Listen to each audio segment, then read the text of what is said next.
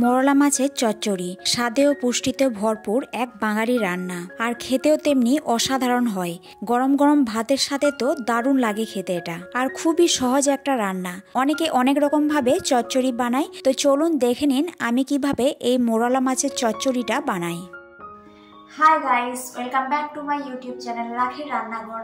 আমি রাখি, তো আবার নিয়ে চলে এলাম আপনাদের জন্য নতুন একটা ভিডিও। নানা ধরনের রেসিপি দেখার জন্য চ্যানেলটা অবশ্যই সাবস্ক্রাইব করে নেবেন, আর ভিডিওটা ভালো লেগে থাকলে লাইক কমেন্ট শেয়ার করবেন। তাহলে আজকের রেসিপি শুরু করা যাক।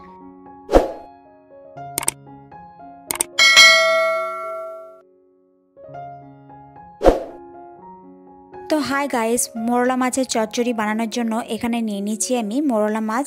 এটা প্রায় 250 থেকে 300 গ্রাম মতো আছে। তো এটাকে ভালো করে পরিষ্কার করে বেছে ধুয়ে নিয়েছি। আর এদিকে চচ্চড়িটা বানানোর জন্য কিছু সবজি নিয়ে নিয়েছি। একটা আলু নিয়েছি, বেগুন নিয়েছি, টমেটো, পেঁয়াজ, কিছুটা ধনে পাতা, আর 2-3টে মতো কাঁচা লঙ্কা, আর একটা ক্যাপসিকামের অর্ধেকটা নিয়েছি। তো এই সমস্ত কিছু ভালোভাবে ছোট ছোট আর পাতলা পাতলা করে কেটে নিয়েছি, যাতে সহজেই কিন্তু সমস্ত কিছু সেদ্ধ হয়ে যায়। কাটার আগে ভালোভাবে কিন্তু ধুয়ে নিয়েছি। তো চচ্চড়িটা বানানোর আগে এর মধ্যে কিছু মশলা মাখিয়ে নেব। তার জন্য সমস্ত কিছু একটা গামলার মধ্যে ঢেলে নিচ্ছি। তো দেখুন এখানে সমস্ত কিছু একে একে ঢেলে দিচ্ছি। প্রথমে ছোট ছোট পাতলা পাতলা করে কাটা আলুটা দিয়ে দিলাম, তারপর কেটে রেখেছিলাম ক্যাপসিকামটাও দিয়ে দিলাম। টমেটো কিন্তু অনেকটাই দিয়েছি, এখানে প্রায় 2টো বড় বড় সাইজের টমেটো দিয়েছি। টমেটো কিন্তু বেশ ভালো লাগে মোরলা মাছের চচ্চড়িতে। আর একটা বেগুন, সেটাকেও কিন্তু ওই আলুর মতনই ছোট ছোট করে কেটে নিয়েছি। আর বেশ কিছুটা ধনে পাতা দিয়েছি।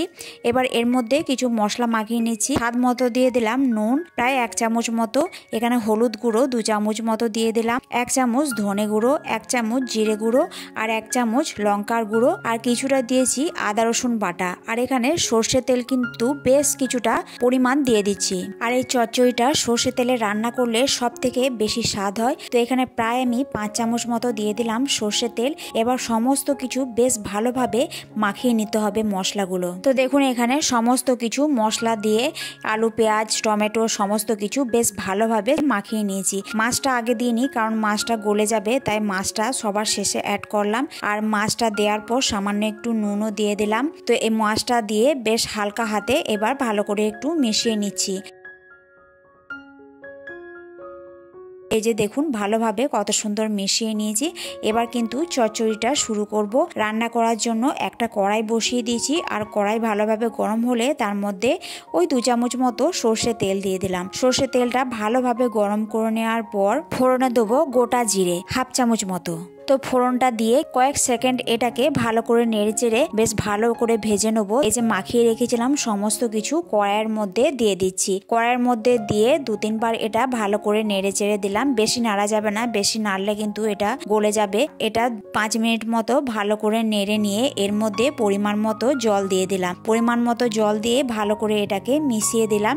তো ভালোভাবে মিশিয়ে নেওয়ার পর এটা একদম হাই ফ্লেমে এটা যতক্ষণ না ফোটে, ঝোল না ফোটে, ততক্ষণ এটা রান্না করব। তো ভালোভাবে দেখুন ঝোলটা ফুটে গিয়েছে। আবারও আমি ভালো করে মিশিয়ে দিলাম। এবার ঝোল ফুটে যাওয়ার পর কিন্তু একদম আঁচ কমিয়ে ঢাকা দিয়ে এটাকে রান্না করতে হবে। তো মোটামুটি এটা 5 মিনিট ঢাকা দিয়ে রান্না করার পর ঢাকনা খুলে দিচ্ছি। ঢাকনা খুলে আবারও আমি ভালো করে হালকা হাতে একবার নাড়িয়ে নিচ্ছি। বেশি নাড়াচাড়া করা যাবে না, বেশি নাড়লে কিন্তু মাছ একদম গলে যাবে। তো হালকা হাতে ভালো করে নেড়ে নিয়ে আবারও এটাকে আমি ঢাকা দিয়ে রান্না করব, যতক্ষণ না সমস্ত কিছু ভালোভাবে সেদ্ধ হয়ে যায়। তো মোটামুটি এটা 10 মিনিট মতো ঢাকা দিয়ে রেখেছিলাম, আর তার মাঝে ঢাকনা খুলে 2-1 বার হালকা করে নেড়েও দিয়েছিলাম। আবার আমি 10 মিনিট পর এটা একদম রান্না হয়ে গিয়েছে। সমস্ত কিছু ভালোভাবে মিশিয়ে নেওয়ার পর 1 চামচ মতো সর্ষে তেল ছড়িয়ে দিলাম। এবার গ্যাসের ফ্লেম কিন্তু একদম বন্ধ করে দিয়েছি। মোরলা মাছের চচ্চড়ি কিন্তু একদম রেডি। তো মোরলা মাছের চচ্চড়িটা এভাবে অবশ্যই একবার বানিয়ে দেখবেন। আর এই মোরলা মাছ ভেজে রান্না করার থেকে এই কাঁচা রান্না কিন্তু আরো বেশি ভালো লাগে খেতে। তো রেসিপিটা কেমন লাগলো অবশ্যই কমেন্ট করে জানাবেন। ভিডিওটা ভালো লাগলে লাইক শেয়ার করতে ভুলবেন না। চ্যানেলে নতুন হলে চ্যানেলটা অবশ্যই সাবস্ক্রাইব করে নেবেন। আবার আসছি নতুন কোনো এক রেসিপি নিয়ে। আজকের জন্য টাটা।